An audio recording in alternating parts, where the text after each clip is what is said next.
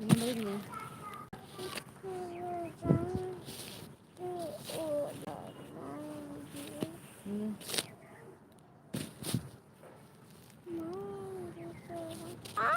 Dia nggak minta ini bisa tani.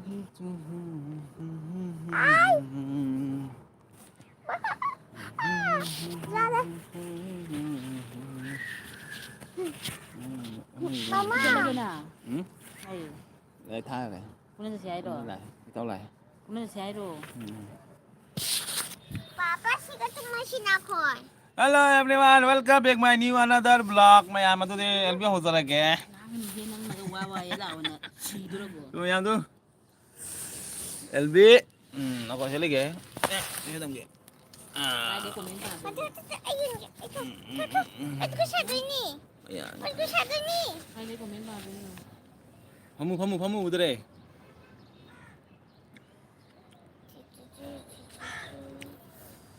Ito, kadai dano. Matak tani. Sagada.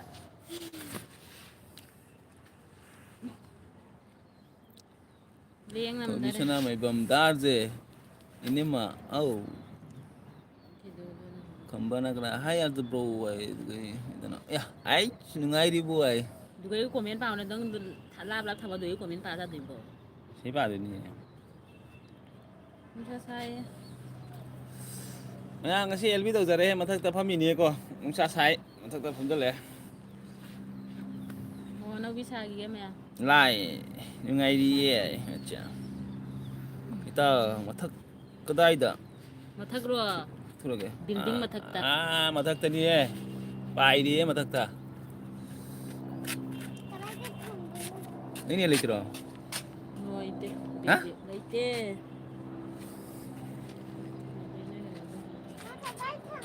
Bede siya puro bubungan kanina. Siya puro ni bede na. Dê KMC ấy cái anh ấy càng sôi thùng mà chạy.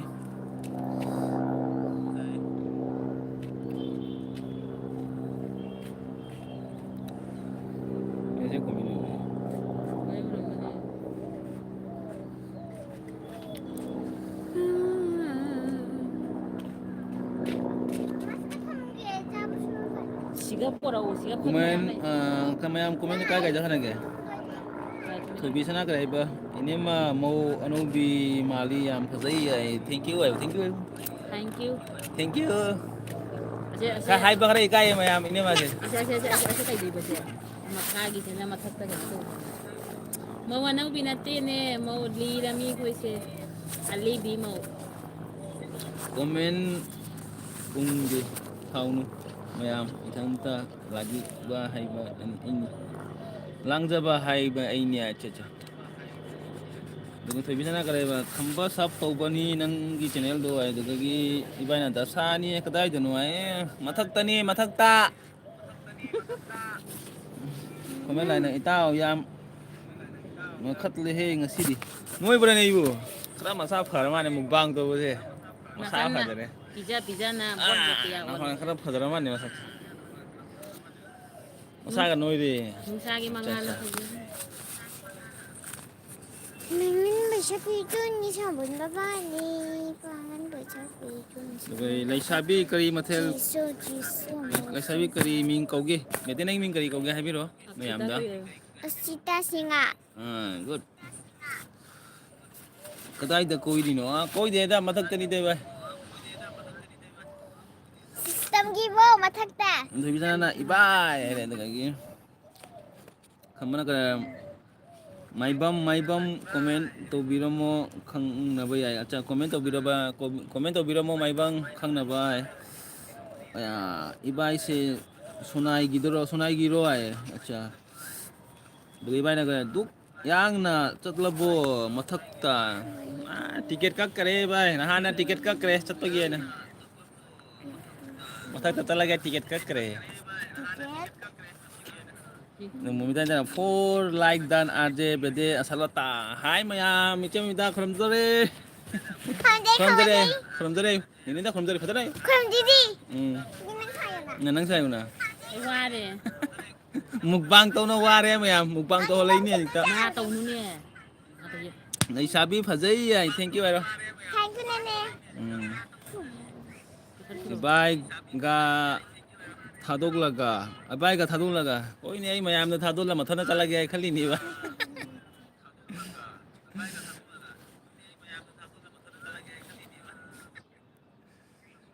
Dugagi che mommy ay naisabi fazay che mommy dugay ba na ibay thadogla dugay khambay dugagi khuman line na kanay ba.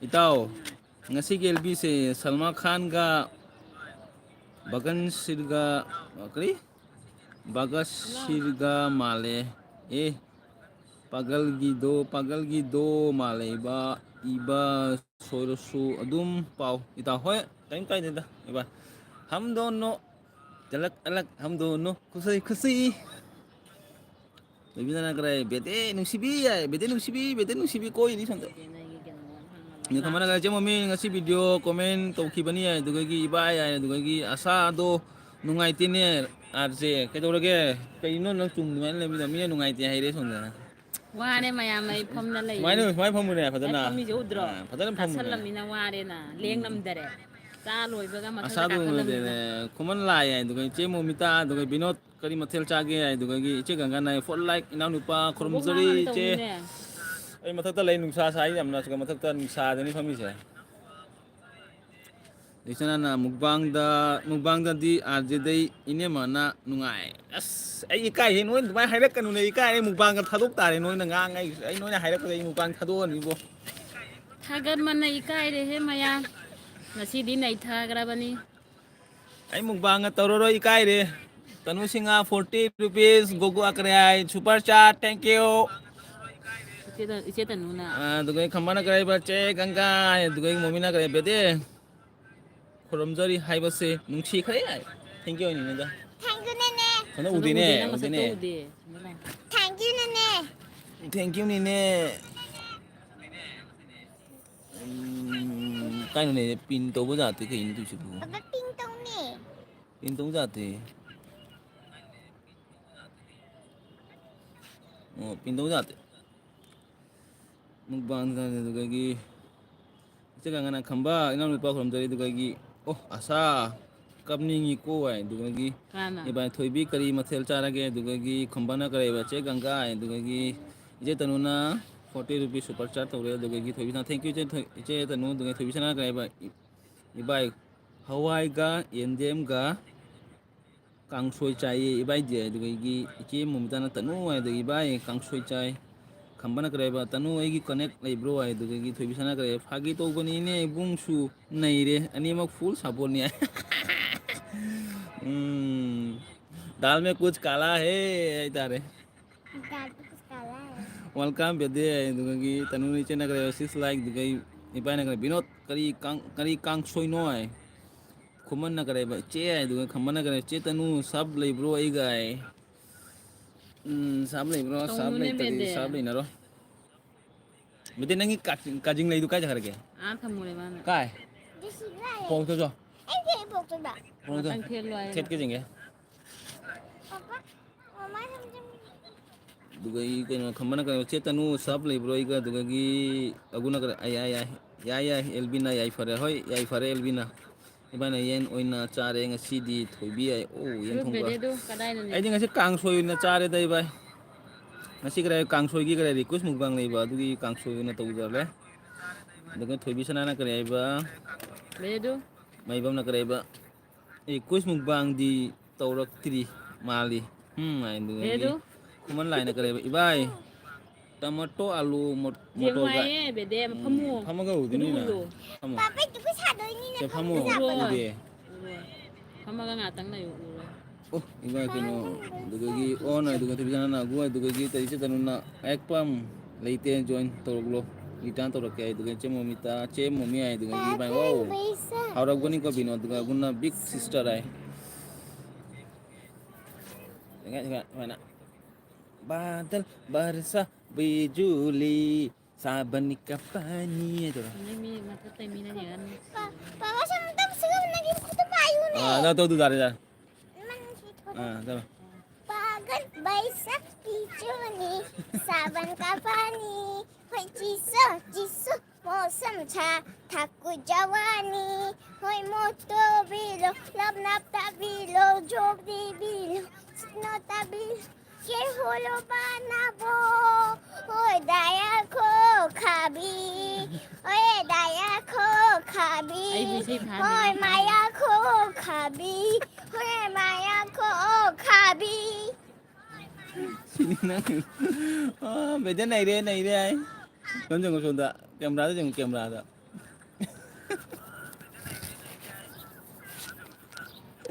Không đi mà là nít. Ako siya mo. Mình thấy nhà mày ai.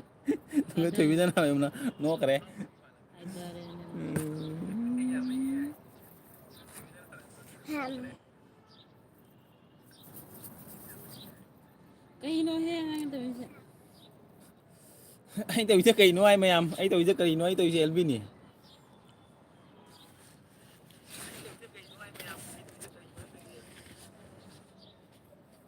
Tôi mày em. Siga. Kende. Cái mốc kende thì cả lúc này chơi thì có. 카노도 비게냐 Ấy sẽ ra thế hey. Cái này cái gì vậy? Mấy cái đó. 지금 사러 빨간 배 사. Kudan ba malan ba? Takon ba tayo? Takon ba? 빨간 배 사러 봐. 빨간 배 사러. Kan Pas basa. pas mana itu? Pagan baisa piconi saban kapani. Hoy ciso pol samcha. Aku rujabani. Teng teng ling ling ling ling. Hoy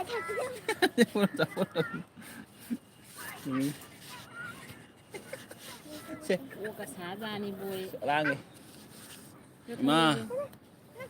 Nanti bro support to view ay dugagi che bumi kari torage ay tumni ro ay dugagi tau yam pakse ay dugagi thogi sana mai no ma ai si de no pada ibung da na hena pakcha ba ai oire nei de hingi lai komen lai che tanu kau bata de ai che tanu kau bata de khamba kare ai iche tanu da kare ai iche tanu gi mono ne baniko kare ai iche tanu da kare ai nanga na chan biro dugai kare ai comment to biro mo iche tanu kare ai return to ruksa ni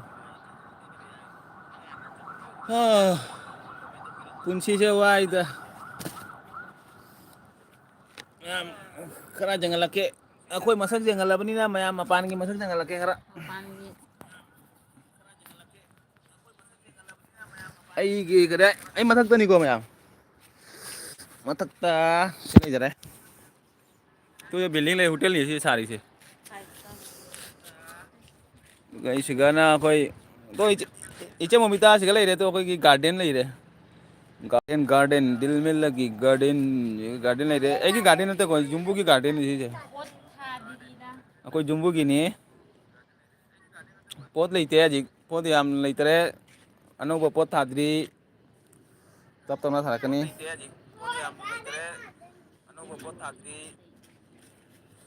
cái này để được cái này phi phầu bao giờ rồi mà thắc tên này chứ em là phu ba mi tu là phu thả đi chỉ cần là sẽ cái dalim chỉ cần nói cái nó em không để xí cái này chứ cái gì em lại của mày em tu ai cái gì nè thế chứ ai nè chăn qua đi video tadi cha phang dere yumbu gini na siga lai re maka siga ma lai re Ato koi gini mayay do. lai re siga Mayay do koi gini ne. isa hogi ra ta du kai hekti ba bora to bu ma tum da ma thu tai ne si lai te pot lai te da yam na sene ma ma koi tu siga lai re koi ki dispur lai re tu da da dispur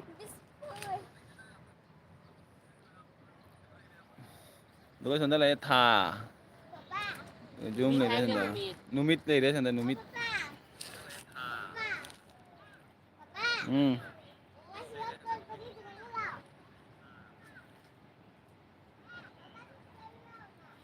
Lai sabi tu bi channel ama hanglo ay, duga gi kumalai na kare tao garden yang phajai, thank you nasi bye. Ngasi ibani na naigare big sister Japan gi chatpabu ai ตัว dugi นี้เขาเกณฑ์มาเลยนะ thogisana kareba ago amukka naidoi ni โบโบฟู langenu เจอ ai นี่ ibani na naiba kari male Japan โบ gi กับฟูเจอ achapot นี่เต่า to โบ ai du thogisana kareba ago ki khara mali elbi lakti hai ki na mare elbi lakti acha numit tadore numit ไปหลังกันดูไหมตรงนู้นนี่เบเดปวดตรงนี้เสีย aje che hojikta thabak loidi pothage na hak on hai dugi ai gore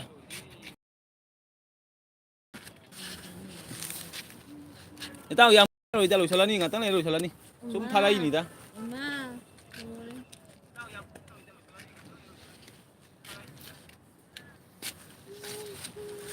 โอ้ย LB thaba ka haite da khoi di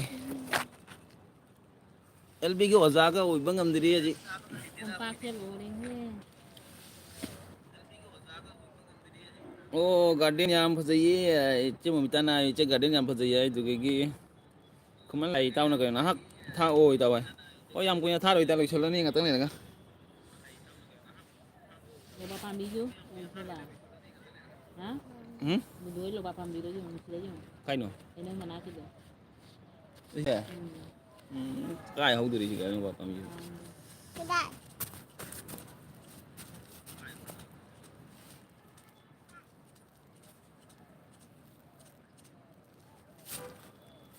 phajani nang aguai du ge iche te sin ga ba kok kok kok kasi dile tok tok nore ai kre ba khok khok khok khok khasi dile thok thok nore ai dugi eba ne kre ba hoine tumjari ni hairu aje hoine tamjari ni hayu aje tamjari ni LBC tamjari ni aisu แค่คดีเชื่อเรา nungsiye do ko ba dunai nungsiri ni ne ko ba dunai dugi thoibisana na kre ba thoibisana nang dipi change ole re mene ai dikana anoi khalami hamala kuse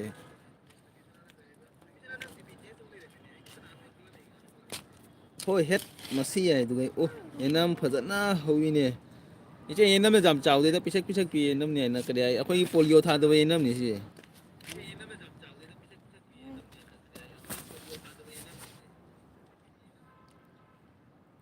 ni kuman lai na kre itaw chairuba numit chairaba numit ke chak thoklaga leiba male ngasi se man bro as charau ba cha dini na ka mathen ni kre mathen tara mari cha dini mugang du nei san duni na khoi ta mathen tara mari ni cha rak tu si ne เรามาทำกันชาติได้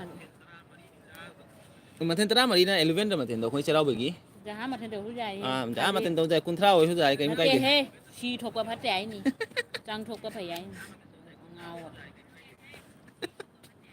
เอาเงาไปมาอาชีพดูนี่ชีจันนี่ to bi sana na kre ba dipi thamme dar je okay okay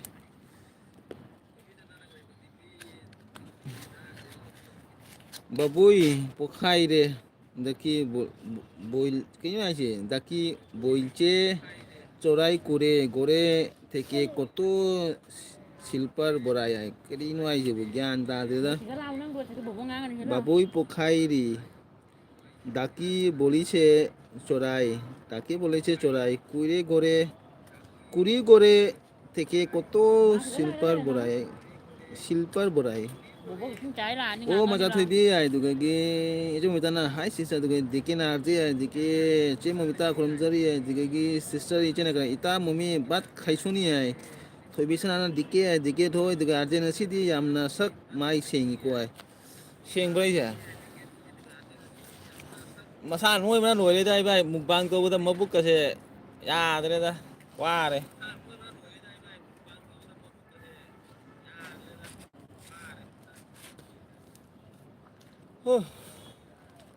mama giờ khá phở mình là hàn thì mama giờ mà ấy thì mama giờ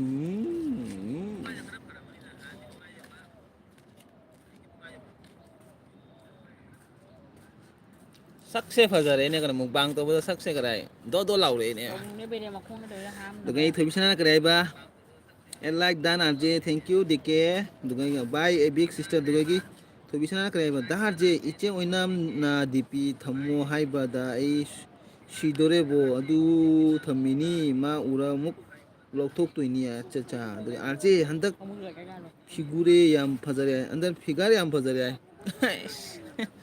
ma ai kare ma chanu ire ba ise to laure kone ma sa to laure Cái này thính dài đôi này thính dài đôi này tức là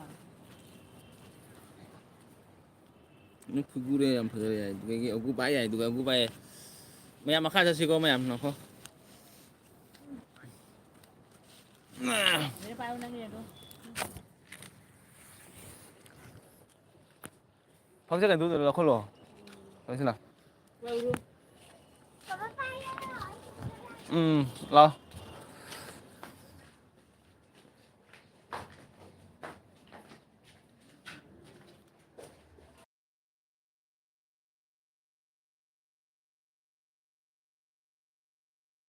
maka kumdare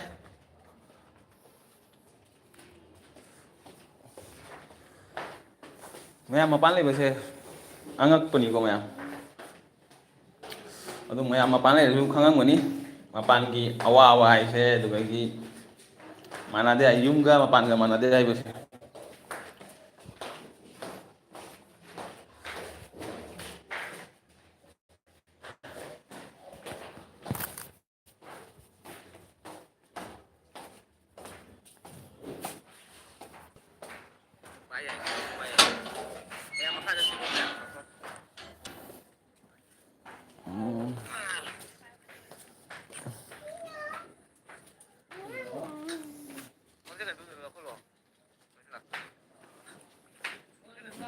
चलो तो बेटे तुम चलो सो चलो तो बेटे तुम चलो सो nungsi ai nungsi che momita kromjari ai nungsi bro lai welcome nungsi bro ina nupa na che on lei kok nungai te o che ma da je thabak tang to san lu ge ei bye bye okay maya mai ki guli maya mo la ke guli maya mai ki kare ai maya mai ki guli maya mo la ke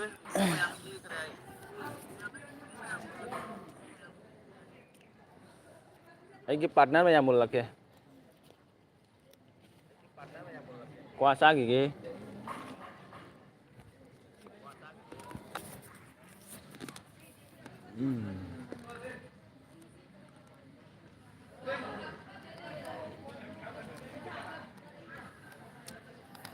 maya mo ya den se min du den maya mo ya den se min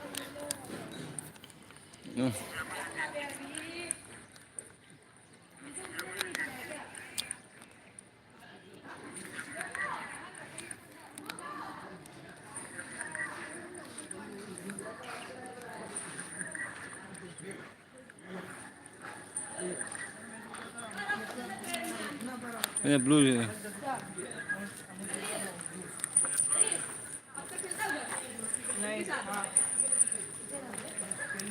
आज केमसी ấy cái này prem lata cái nó chạy cái này càng trôi dài người si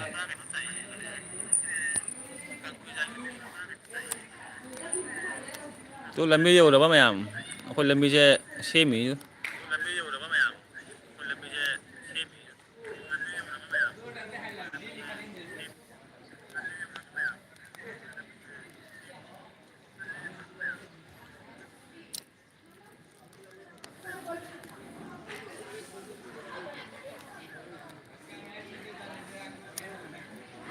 Susikanto singa hi RJ hello Susikanto welcome hello bilak lagi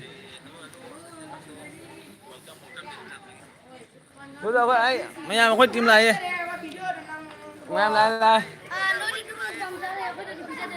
tôi lại bạn đi lại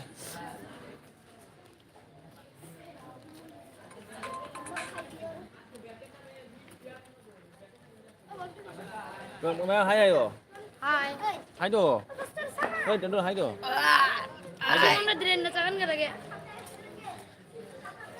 Wih,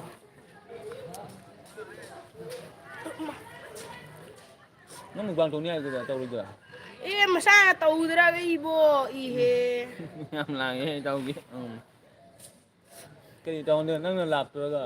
Taw sila de hoji taw sila. Ai ka tu ba. De kaw dam to de. Amat mana tu ni. Kaw dam to de no. Hmm? Kaw dam to de no. Chicken. Ana. Ốp sao rồi? Sao người nghe? Try. Sao rồi? Yes. Hello. Hello. Ngata na tolong na ketemu.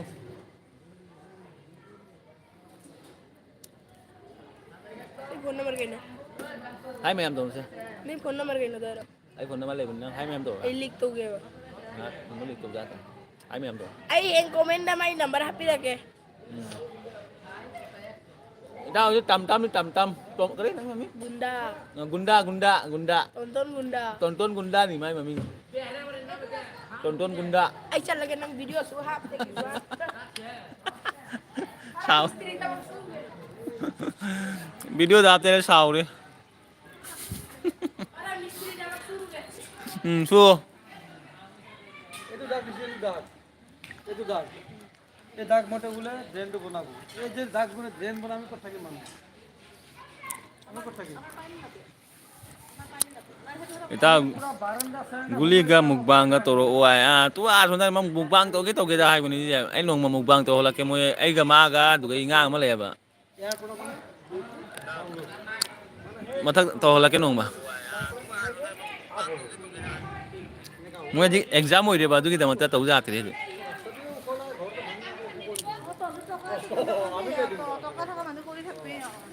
যাই যা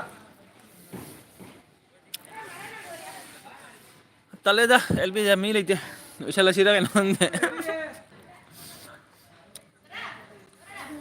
মনকে তো খাখো রাখো নকরে যাও phone করে receive নকরে যাও কিও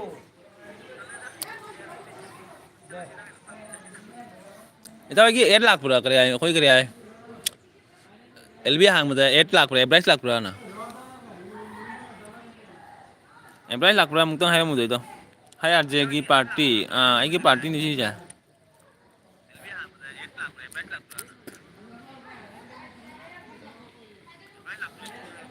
ma'am करिए आए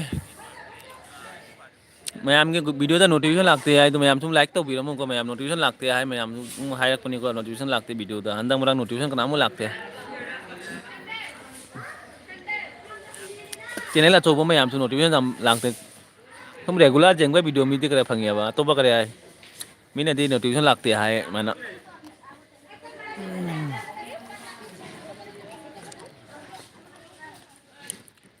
guli 5 tani je kare momita guli 5 tani kana desi guli jinja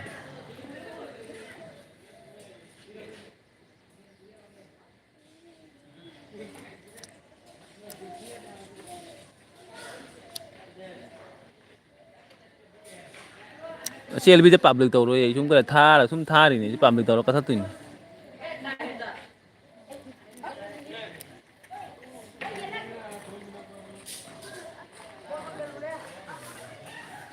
tu gunda lah itu gunda Kawan ni saya tolak di sini.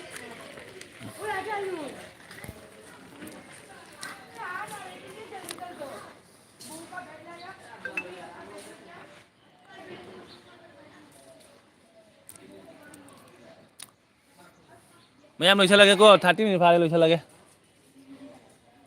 Bye bye तो रो मैम लुइसा लगे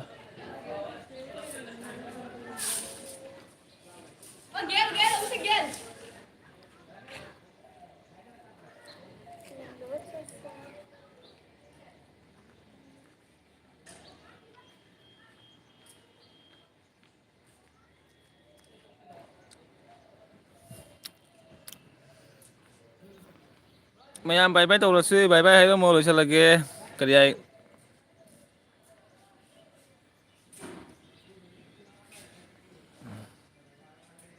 मिशु लेते हैं लुइसा लसी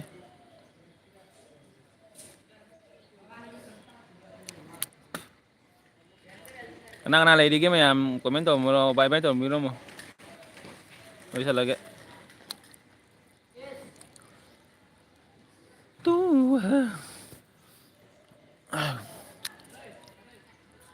गंगा केएमसी आए इचे मोमिता लुइसा लसी बाय बाय तो रसी ꯍꯣꯏ ꯏꯇꯥꯎ ꯂꯣꯏꯁꯤꯜꯂꯁꯤ ꯀꯩꯗꯧꯗꯣꯔꯤ ꯃꯤꯁꯨ ꯂꯩꯇꯦ ꯀꯅꯥꯃꯨꯛ ꯀꯣꯃꯦꯟ ꯇꯧꯔꯛꯇꯦ ꯀꯃꯥꯏꯅ ꯊꯝꯃꯒ ꯃꯇꯝ ꯃꯥꯡꯍꯜꯂ ꯀꯥꯟꯅꯗꯦꯕ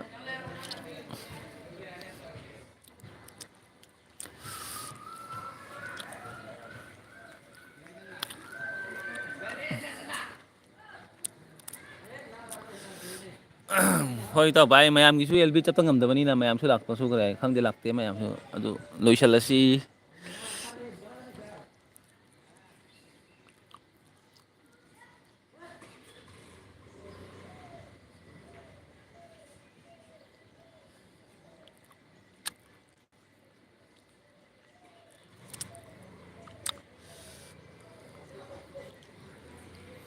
ꯒꯨꯂꯤ 5ꯇꯤ ꯎꯔꯤ ꯒꯨꯂꯤ 5 6 ꯂꯩ ꯏꯇꯥꯎ ꯑꯗꯨ ꯀꯔꯥꯏ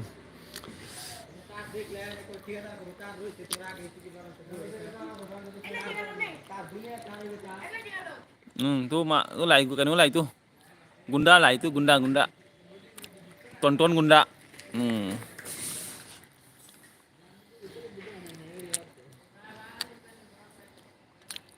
Isa minta baik tuh lo lu lagi Isa gangga yang baik tuh lo lu lagi kenapa itu karena de lu lagi mata mangal karena de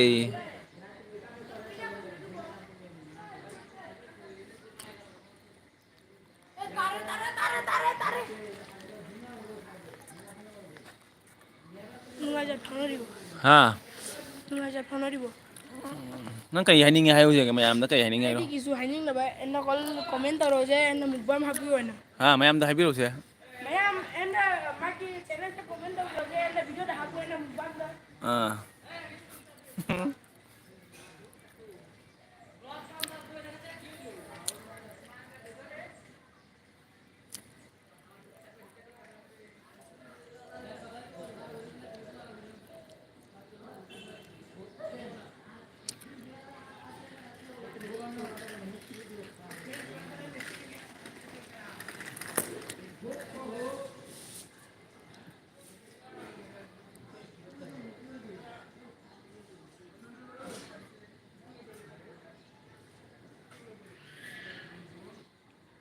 Icha mamita thamoy nungaite LB mi leite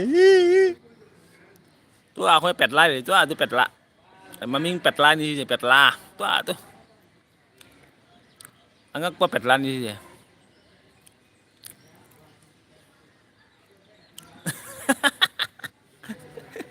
ito mi leite OLB 팜마가 타라가 깝시라 가이노 마파시가 마파 지가 고로고로 올라시라 가이노 근데 지가 또 람비자 고로고로 올라시라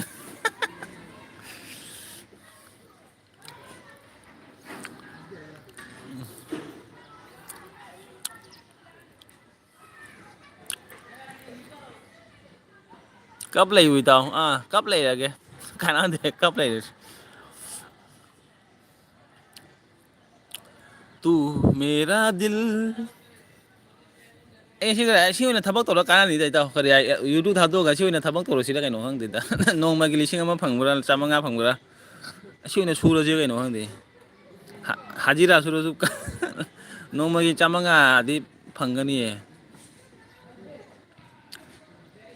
타박도 이제 마나 뭐 아이도 타박 수로지라 가이노 아이 라뷰 디디 까나노 디디 아이디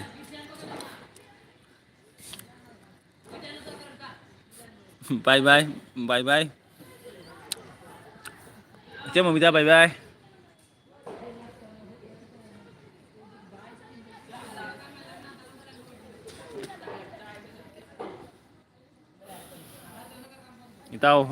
itaw gi isay makha isay isa rồi cái sigaw na cái thabak sura cái video sema sila kaino khang deda sina kanang gani da ai maya mai nong magi ai thabak suba se maya mai na nong mai thabak to bo se mayam sini ai na thabak to ga siga mayam video ma sema ga as viral chapara ka chat ka dala khang de asona jong do asona to ton ai non te man utho ne nang uno ke tu na khodo lu se jong se ani ga gi left side gi se mi se khara jungaw mogok soi ba mi ni khara người nang na man thang da phang tha ga na ra ta le mi du se na ra si ga siga ta lên mi do bai Bye se arje ubidare na chegi. Acha bye se mamita bye bye. Uye uye. Bye bye bye bye. Bye chat prabu laina nani hai. To sigani to de drain ni je. Sige same do ini je.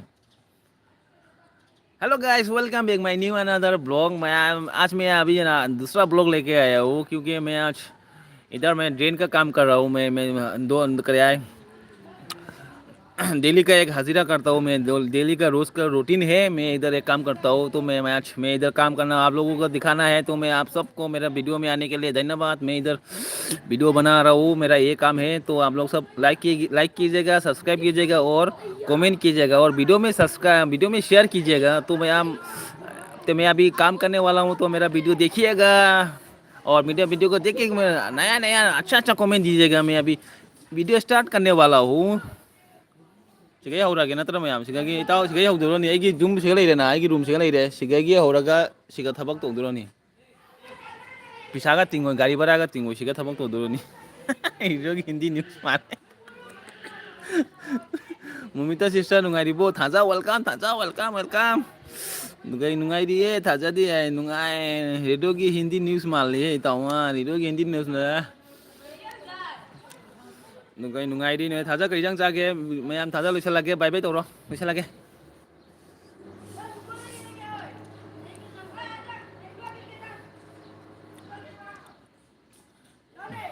Vinod news news के हो लगे news breaking news तो ako malaye ma'am ako malaye की गुली लाए तू गुली malaye तो गुली एक गुली नीचे गुली में ले रहे तो आधे गुली में ले तो आधे गुली में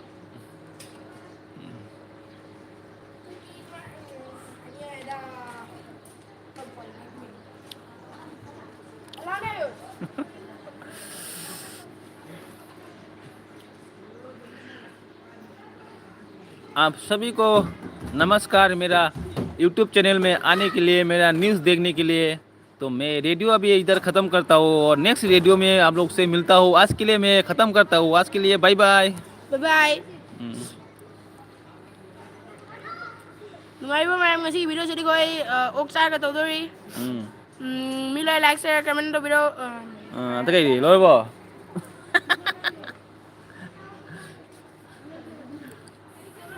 bye itaw lang sila bye bye